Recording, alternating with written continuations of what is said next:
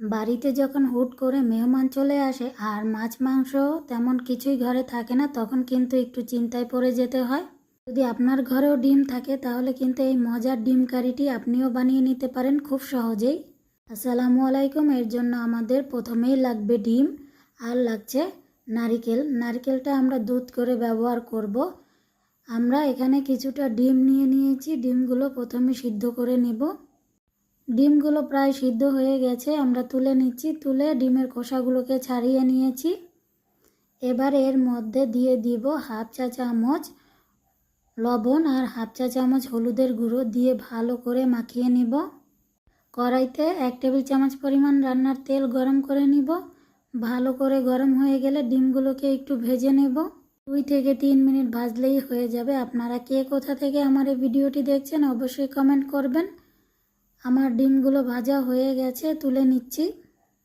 এবার একই কড়াইতে পেঁয়াজ দিয়ে দিব 1 কাপের মতো আর কিছু কাঁচামরিচ, সাথে আরও কিছুটা তেল দিয়ে দিচ্ছি। এবার সব কিছু আরও 2 মিনিট ভাজবো। এরপর দিয়ে দিব 1 চা চামচ মরিচের গুঁড়ো। এরপর কিছুটা নারিকেলের দুধ দিয়ে ভালো করে মিশিয়ে নিব। দিয়ে দিব 1 চা চামচ হলুদের গুঁড়ো। এবার সব কিছু কষিয়ে নিব প্রায় 5 মিনিটের মতো। আশা করব না টেনে পুরো ভিডিওটি দেখবেন। এখানে আরও কিছুটা নারকেলের দুধ দিয়ে ভালো করে কষিয়ে নিতে হবে যাতে পেঁয়াজগুলো ভালোভাবে গলে যায়। দিয়ে দিচ্ছি স্বাদ মতো লবণ।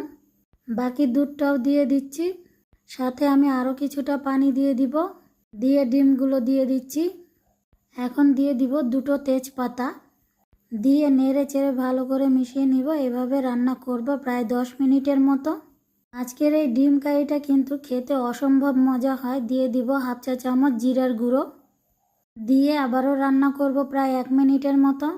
আজকের এই ডিম কারিটা কিন্তু খেতে অসম্ভব মজা গরম ভাতের সাথে।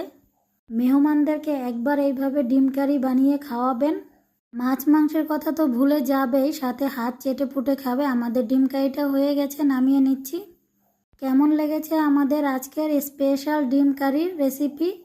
ভালো লেগে থাকলে আমার চ্যানেলটিকে সাবস্ক্রাইব করবেন, লাইক কমেন্ট শেয়ার করবেন। সবাই ভালো থাকবেন। আল্লাহ হাফেজ।